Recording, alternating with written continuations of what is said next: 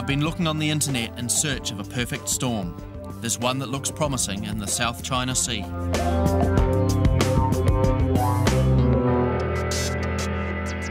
I'm going with cameraman Joe Morgan, who I've known since we worked together on the news. It's his first typhoon, so it should be fun. The storm is heading towards Southeast Asia and is due to hit in 15 hours' time. The only problem is, I don't know which country it's going to hit. I've booked flights to 4 different countries in the last 24 hours. My travel agent's pulling her hair out.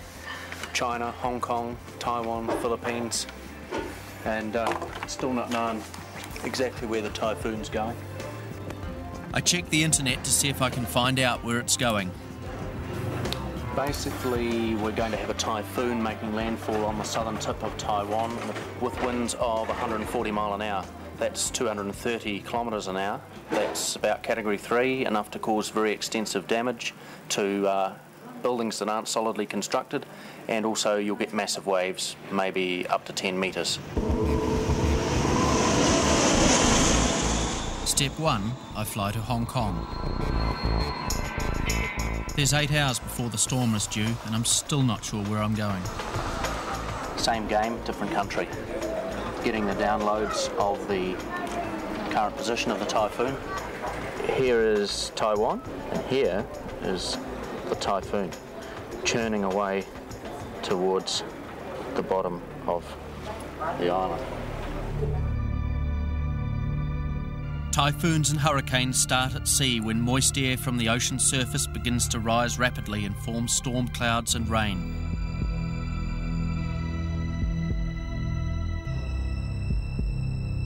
As more and more warm air rises, heat moves from the ocean surface to the atmosphere, creating swirling winds.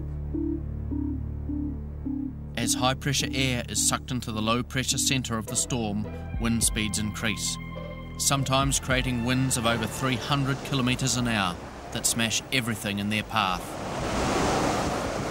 With less than 10 hours before it makes landfall, I grab a flight to Kaohsiung in Taiwan to meet up with the storm, now called Typhoon Dujuan.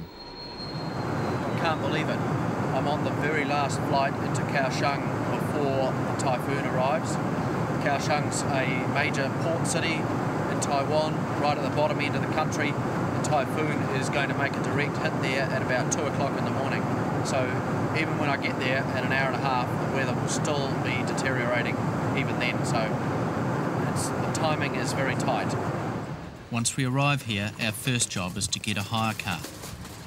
They have absolutely no idea what we plan to do with it. I've only got normal cars, but it's really hard to explain to them why you want a truck. We're just checking for dents and things like that. Yep. It's good. Hasn't seen a building fall on it yet. Fortunately, they were able to find us a more suitable vehicle. Basically, a standard part of all the preparation is to get the tripod ready, get all the equipment ready before the typhoon starts, because it's just a nightmare. Pouring rain and high winds, it's too dangerous, so I just assemble everything so I'm ready. It's a bit like going to a war zone, except you're at war with Mother Nature. Now I'm ready to face the vicious winds at the heart of Typhoon Dujuan. It'll take more than careful preparation to see us through. We'll need a hefty dose of luck as well. Time's running out and I still don't know where I'm going. The road signs are basically not in English. And I've got 4 hours of daylight left before dark, and not so good really, but that's the nature of this kind of job. You're often arriving in a country, in a city you've never heard of the day before, so it's really tough to get to where you want to go. And sometimes you need to do things a little bit rough like this to get to where you're going.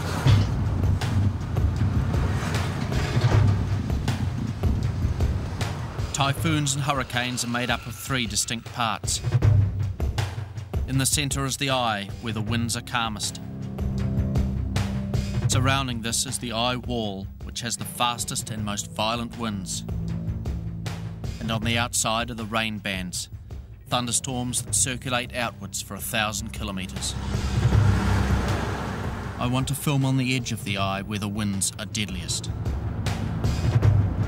Well, the panic is really on now.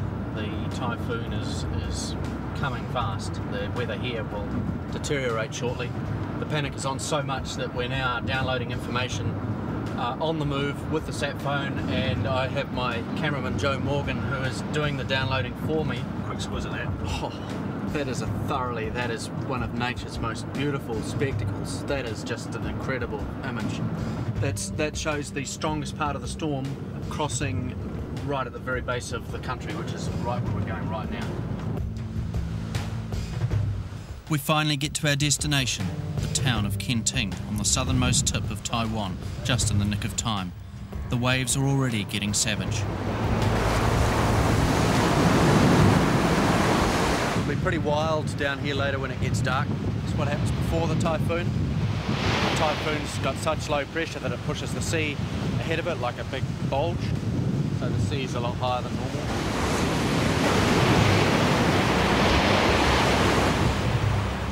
Fishing boats in the harbour are particularly vulnerable. Local fishermen desperately try to secure their boats to prevent the waves smashing them to pieces.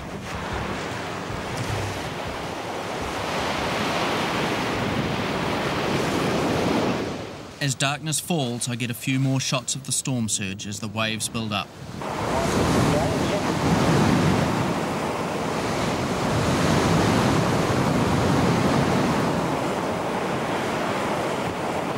Unfortunately, the light is fading fast. I'm really bummed out that it's getting dark because we've got a hell of a night ahead of us. This is going to be seat of the pants stuff. It's going to be pretty hairy.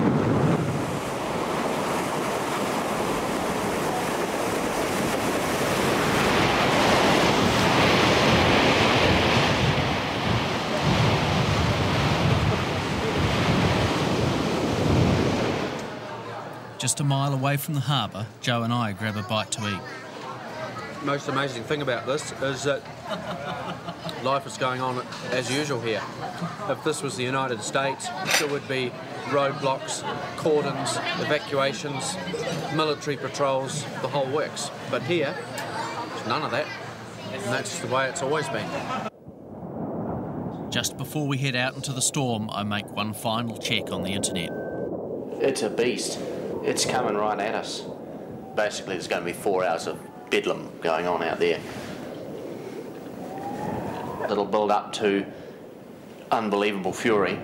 These are nature's weapons of mass destruction.